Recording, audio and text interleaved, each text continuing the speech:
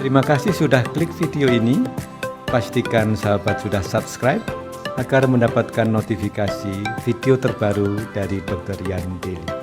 Assalamualaikum, halo sahabat, bertemu kembali dengan saya, Dr. Yan.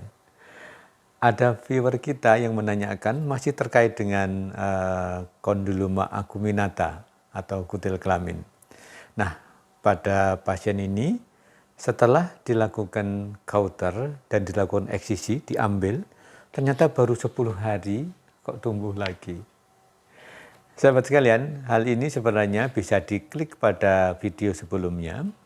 Kenapa ketika dilakukan tindakan, nampaknya kok tumbuh lagi.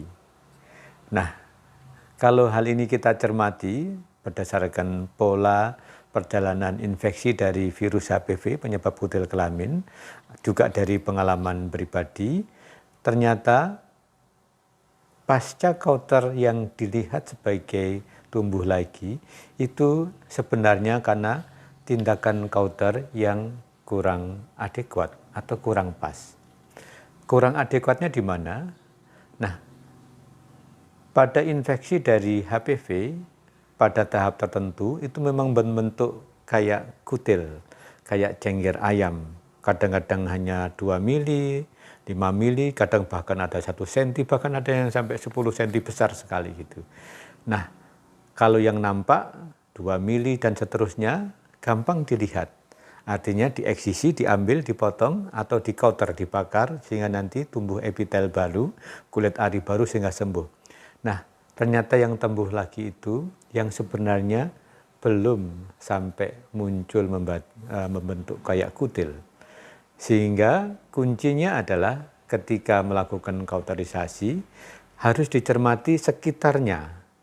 Masihkah ada bentuk-bentuk bintik-bintik yang memang tanda dari infeksi HPV tapi belum sampai membentuk suatu bentukan kutil. Nah, kalau memang ada, itu memang harus dikauter sekalian.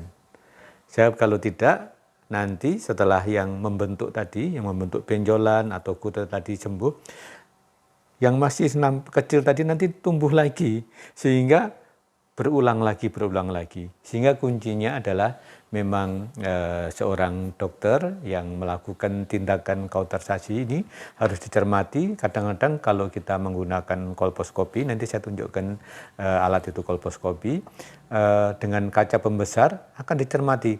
Oh, ternyata di sekitar bintik itu masih ada infeksi yang belum muncul. Mungkin kalau istilah dari konteks lain adalah subklinis, belum membentuk suatu kutil, tapi sebenarnya itu juga harus dilakukan kauter. Jadi misalnya ada satu bintik, misalnya 5 mili nih. Nah, sekitarnya harus dicermati, dan kalau memang di situ ada tanda dari infeksi HPV, di sekitar yang bintik tadi juga harus dilakukan kauter, sehingga menjadi tuntas.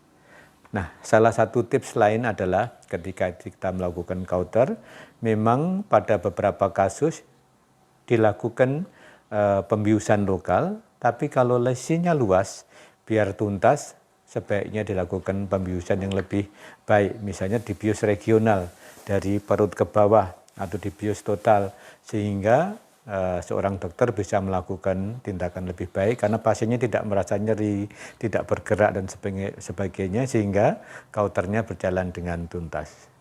Jadi demikian, semoga deskripsi singkat ini memberikan pemahaman yang lebih baik. Take care, stay healthy, see you tomorrow. Mari dukung channel ini dengan memberikan like, share, comment, and subscribe.